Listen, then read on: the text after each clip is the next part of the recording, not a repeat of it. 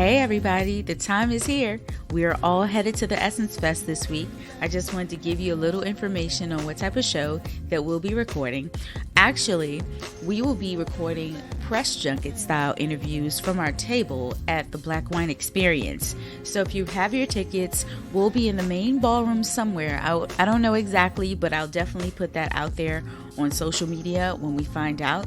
But we'll have a table. We have a huge retractable sign, so we're going to be easy to find, and we're going to record right there at the table. We are scheduled to do some vendor interviews at the table, but we want to hear from you too. So stop by so we can record some of your feedback on your experience at the Black Wine Experience and what your favorite winery was, what you like to drink.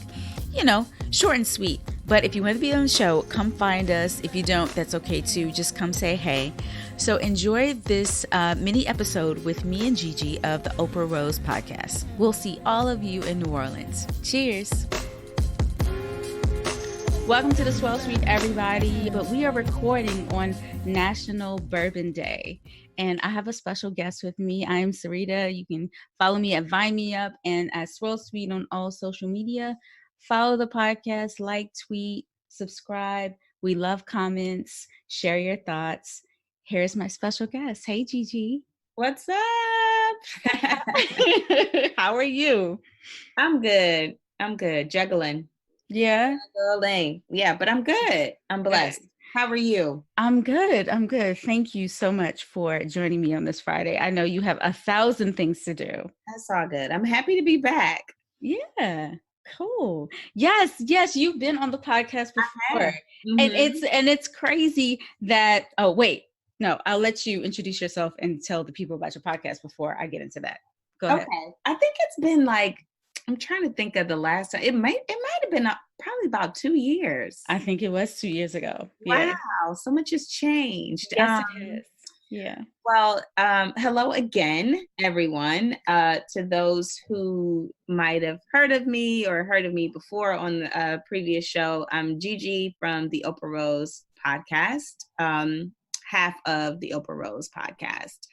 And we talk about life, love, dating, relationships, personal development, growth, career, and all things in between. And we have been podcasting for 3.5 years.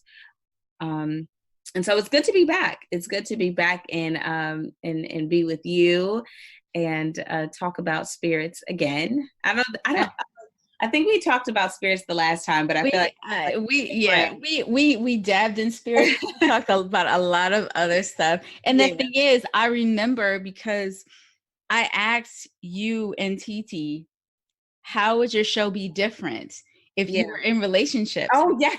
I asked y'all, how would the podcast be different if you were in relationships? Right. We probably said some bullshit like, it would be different. Not only are y'all now in relationships, but you have a baby now. So a lot can happen in 2 years. Yes, it can. A lot can happen in 2 years. Yes. So 2 years ago, I was not in a relationship. I was a full-time bartender and I was just traveling when I wasn't bartending. So, yes. And now she and I are both in relationships and the show has changed. But it's changed, but it's like, it's developed, it's grown, you know? Yeah. It's enhanced. Yes. It's for the better. You can only talk about whole shit for so many times or for so long. And then it's like, okay, let's talk about something else, you know? So The good thing is that it's pushed us in a different direction. Sure. And like you said, it has enhanced and evolved. So we're happy about that. Yeah, I listened to the show with the married couple in there. That was really cool. I enjoyed them. Yeah, they're I love actually them. Not too far from you. They're in Baltimore. Got it. Okay. Yeah, they're in Baltimore. They're originally from New York, but they now reside in Baltimore. So that was a very different and great dynamic for us too. Sure. It was, sort of like a therapy session to a degree.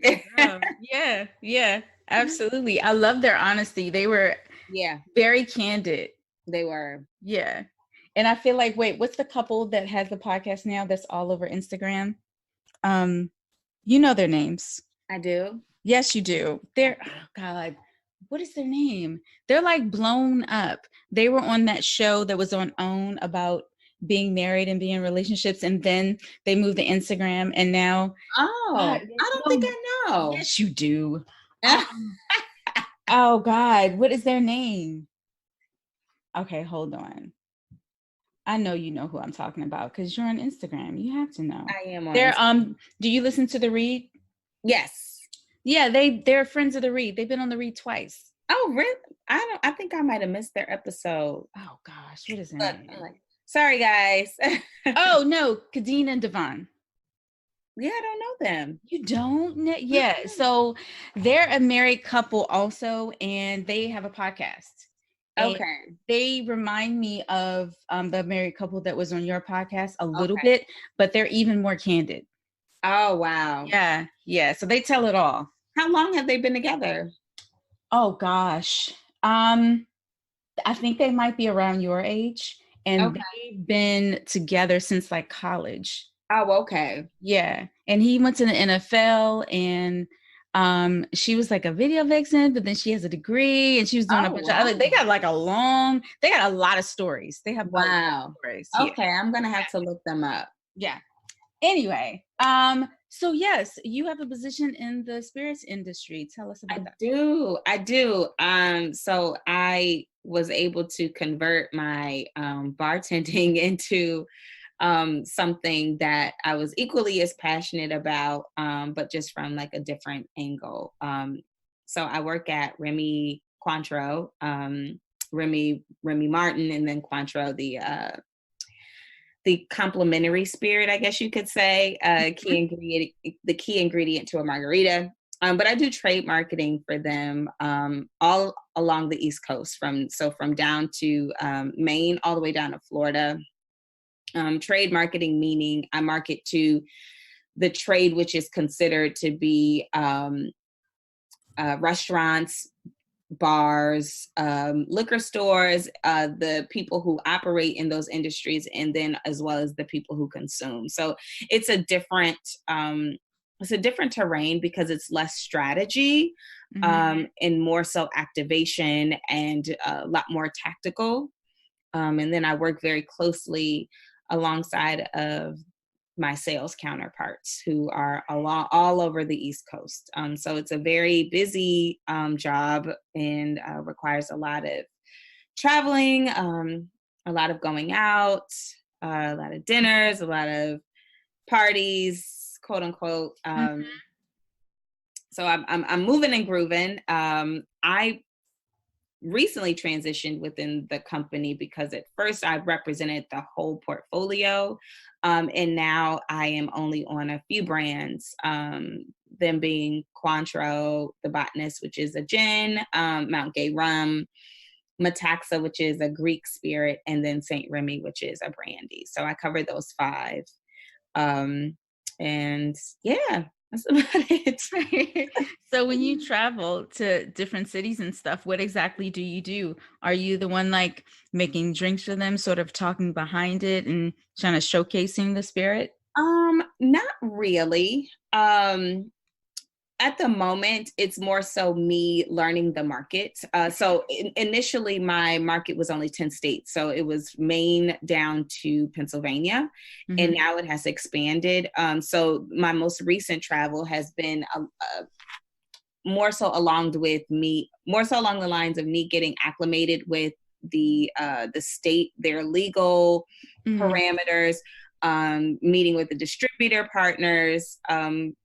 For those of you who don't know, it is illegal for a spirit company to sell directly to a consumer. So we have to go through the three-tier system, which is we are the supplier.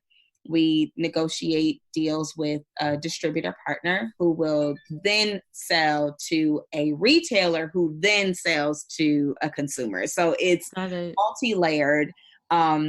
And that requires us to have a lot of different relationships with all different types of people. So my travels as of late has more so been along the lines of me meeting these people, gaining new relationships, getting comfortable with the distributor, and then also seeing the bars, the restaurants, and the liquor stores in which we're represented, and getting an idea of how we look in that market, and then creating different tactical plans to approach gap closing as far as sales are concerned. So how can I help the people in Florida increase their sales when they're down? What are we doing programming wise? So every state, the laws are different. Yeah. As you know, DC is a very like DC. The interesting thing about Maryland is you have DC, Maryland, and then Montgomery County. Yeah. Have different laws. Yes. So that is an interesting, just an interesting little pocket in general, but I'm sure you're aware, but that's kind of like how I have to maneuver and navigate in my role at the moment. Gosh, I see why you're so busy. That's a big job. Yeah. Man. But it's cool. It's good. It's I'm learning. I love alcohol, you know. So being a bartender is very easy, and it's you go from being like knowing the consumer, like in the clientele and the market from a very one side perspective. Sure. It's nice to be able to understand the business from a larger scale. However, because we're in the position where we are limited as far as operating within that 3-tier system, it's very easy to lose sight of what is actually happening on the ground. So they try to recruit and employ people who do have experience in the trade because it's a different type of eye. Sure. Yeah. Wow, that's awesome. So, how has your palate changed since you've been working for Remy? Has it changed at all? You know what? Not really. I think if anything, I am less exposed to new things because I'm always just on brand. I'm drinking spirits more. So I typically really just try to drink only wine at home. I love, love, love wine. But my wine knowledge has gone like, it's plummeted since I started working. We also don't have a wine portfolio. We sold it. So I'm not up on the new and the thing about wine knowledge is you have to continue to drink it. You have to continue to like just learn, and it's so much. I think at one point I wanted to actually become like a sommelier, and I think I felt like we might have discussed that on the last show. We probably did. That I was interested in that. Yeah. Well, the same thing, what you're mentioning, is the same thing happens to people in wine, especially if you work at an actual winery. Create something called a cellar palate when you only start to crave the wine that you're making. Oh, okay. Yeah. So it happens to all of us. Wow. Yeah. I literally said to myself today, actually, I was like, I'm going to go to Astor Wines, which is this very popular wine store here in New York. I was like, I'm gonna buy a really nice bottle of wine and I'm gonna go, but before I buy the bottle of wine, I'm just gonna talk to them and, you know, see what's out there. I didn't do it. What type of wine do you usually drink at home? What do you like? It's rosé season, so I've been drinking a lot of rosé. I actually just had my man go get me a bottle because I didn't get a chance to grab this wine that I was supposed to get from Astor. However, had I went there, I would have gotten a really nice Napa Cab. Something along the lines of like your Prisoner, I think there's like Churchill or something, but have them suggest me something, you know. I was like ready to spend like $100 on a bottle of wine tonight. It's probably a better thing that I didn't go because I don't have the money for that. But I don't know. I was just like, man, I miss wine. Like, I really miss having like a really good glass of wine. Yeah, I totally understand. It's a funny story. So the other day I was going to, do you guys have WeWork there? Yes. Yeah. So I was going to a friend of mine's private tasting at a WeWork location, Mm-hmm. and it didn't start till 7. And I was teleworking that day, so I got off pretty early. So I was like, all right, it's a nice day. I'll just go downtown. So I don't know if you've ever hung out downtown DC on a nice day, and it was Wednesday. Mm-hmm. I left the house at around 5 o'clock. Every happy hour I could think of was packed. Wow. Extremely packed. There was no room at the bar. I even knew somebody who worked at the front, and they were like, "Yeah, sorry." So anyway, I ended up at this place called Mastro's. Oh, yes. I love Yeah. Mastros. So we had Yes. Mastro's, and so I was like, "Fuck." First of all, I have on flip flops. I'm about to walk in Mastro's. I really don't care. Yeah. So I walked straight to the bar, and I've had dinner there, but I've never been to the actual bar. I was like, I know this is shishi, but they gotta have a happy hour, don't they? Yeah, that's a negative. So No. I'm looking at the menu, and it's one of those days where you're down to like your last $50. Right. So I was sitting at the bar, and I was looking at the menu. I was like, there isn't one wine that's under $15, and all the food is over $20. I was like, Yes. what are you about to do? So I asked the bartender, I was like, y'all got a happy hour going on? No, yes. And she was just like, oh, we don't have those. So I was like, all right. Anyway, I got a glass of wine. I ended up getting a crab cake. That shit was like $17. But they slid me like this bread basket, and it was like the bread was so hot that it was steaming. Oh, wow. Oh They my got God. good ass bread. Yes, they do. Yes, they do. And the thing is, the 2 pieces in the front was pretzel bread, Uh-huh. and then they had like real butter on the side. I was like, holy God, this is it. I was like, this is so worth the $45. That's your $45 worth. Yes. $45 later, I had a crab cake. I think I had a cremance, a sparkling French wine, and I had a bread basket. And the shit was off. That's good. That sounds like a great Friday. Yeah, it was awesome. And then I went to wine tasting to drink some more. But good. Yeah. What'd you have at the tasting? So it was actually it's Black Music Month. So, yes, it is. So a friend of mine, she was just gathering I think it was like 10 of us to play music and drink Black wine. So Andre Mack, I think he has a wine bar somewhere in Brooklyn, somewhere in New York. Okay. Andre Mack, he's a Black winemaker. He lives in New York, but he makes his wine out of Oregon. Really? Oh God, his wine is so good. Yeah. I want to meet him. Yeah. Oh, he's a really cool guy. If you Google him, he'll come right up. But you should be able to find his wine in New York. Okay. But he's always here. He's a big fan of DC, and we had his red. His red is called OPP, Other People's Pinot.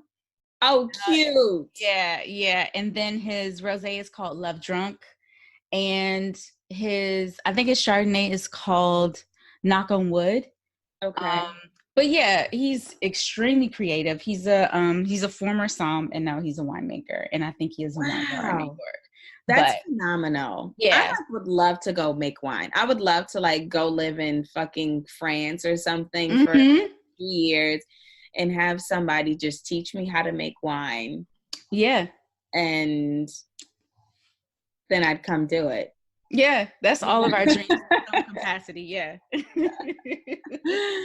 That's probably 20 years from now. I'm not doing that anytime soon. But you're a city girl.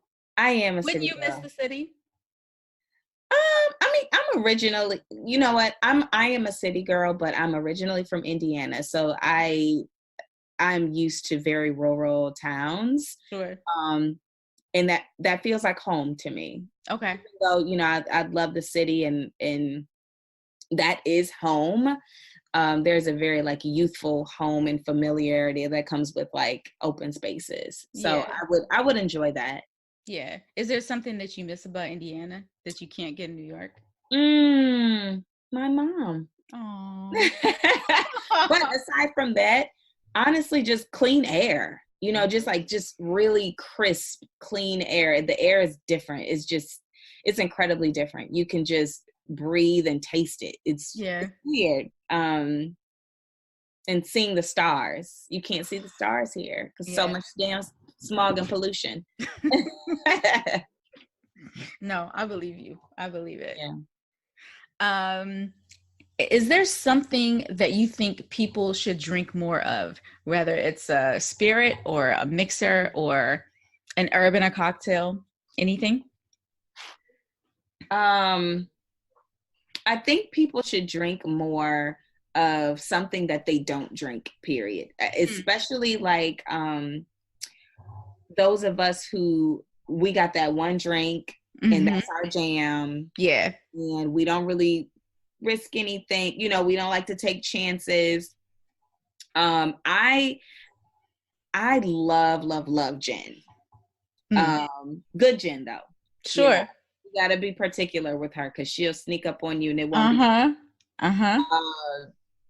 I think people should be a little bit more open to gin specifically. There's some good gins out there. Obviously, like I represent the Botanist, it's amazing. Monkey 47 is also really good. Hendrick's gin is also really good. Sure. So I think if people were a little bit more open to gin, they would find that it is very pleasant, especially when you have it in a cocktail. Yeah, I agree. It's nothing like gin. Like, I think I've had something like, cucumber and gin and watermelon. Yeah, it's so refreshing. And they throw a mint in there. Like, I know it's National Bourbon Day, but I don't think that they picked a good day for National Bourbon Day. Like, I feel like it should have been in the fall. The weather it wasn't too hot today. It was like actually more so on the colder side. Like, so you could slide with a bourbon, but if it had it been like 85, like who wants to drink a bourbon drink or neat or rocks like on June 14th? No, you're absolutely right. Have you had Green Hat? It's from here. Yeah, Green Hat Gin is from here. They have that. We have several distilleries here. Okay. Yeah. We have a lot of distilleries here. They're popping up everywhere. But There's a lot of local stuff popping up. Yeah, and Green Hat is one of the first though. And their gin is all over the place and it's very good. Oh wow. Yeah. Wow. Okay. Because we're DC, I don't know if this is still accurate, but we're like the number one drinking city per capita. Really? We drink a lot. Wow. Yeah.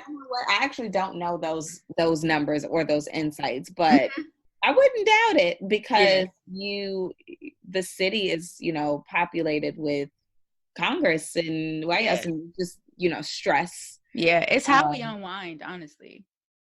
You said what? It's how we unwind. Right. Yeah. Yeah. I get it. Same. Yeah, the last time, this was a while ago. This might have been like 5 years ago. But me and my husband, we just kind of bouncing around New York for a weekend. And y'all had happy hours like all day on like the weekends, like even Saturday and Sunday. Yes. Mm-hmm. That's rare for us. You might catch it here and there, but I like that. I like New York. It's a competitive playing field. So I think a lot of places like to be able to compete in that space, especially if they aren't like extremely high image or super trendy. Yeah. Because those places rarely have a deal or a happy hour. Yeah. There's a ton of mastros basically. But if they're not trying to play in that space, then they have to meet in the middle a little bit and then be able to compete with someone who may not offer a happy hour, but also may not be so trendy. So it works out. I love a good divey place where I can just get a good drink and have a seat at the bar. I'm not overly picky. Yeah, absolutely. What's something that you and TT drink on the show? Do you guys usually drink anymore during the podcast? Yeah. We do. It's been we recorded a mashup episode with these young ladies called Black Girls Texting Podcast. And we had shots of tequila and we chased it with rosé and called it roti. So that sounds perfect. Wait, I started that episode, but I didn't get a chance to finish it. Now I can. Girl, we was toe up, child. We was toe up. That was a nice little mix, chasing your tequila shots down with rosé. It'll get you there. I love it. I love it. So this portion of the show, just a few questions just to get to know you a little bit better. Sure. Okay, and we call it random and not so rapid. All right. What was the first thing you drank after you had your daughter? I saw that, honestly, is the funniest question when I saw that, when you said that to me. I laughed immediately because my one request, the only request that I had at my hospital with my friends and my family was, I want a bottle of Veuve Clicquot delivered. Like, after I have her, that I want a glass of champagne. And I had a glass of champagne. That is fucking perfect. That's perfect. It was, obviously the birth was like all crazy and stuff. And by the time you get them out of you and you clean up and you're tired, like you just go to sleep after, they give you the meds and stuff. But when I woke up that next morning and, people started to come and see us and see her, they did greet me with that bottle of champagne. So, I love it. Yeah. That was a celebration, girl. To have a drink. Yeah, one of my best friends, she has 3. Mm-hmm. So she's a party of 5. Like, her whole family's together is a party of 5. And for some reason, she likes rum. She was just like, all I want is some Jamaican rum. Oh wow. That was her drink. But yeah, I can't imagine. Can't imagine. All right, next question. The ice cream truck pulls up at your house right now. What are you getting? I am getting a popsicle. What kind? Just like a regular popsicle? A cherry popsicle, or red. A red popsicle. Nice and simple. Yep. It's my favorite. Love it. Love it. All right. So this is a fun question I've never asked anybody on this show. Okay. Pick your favorite stud. All right. You got Sid from the internet.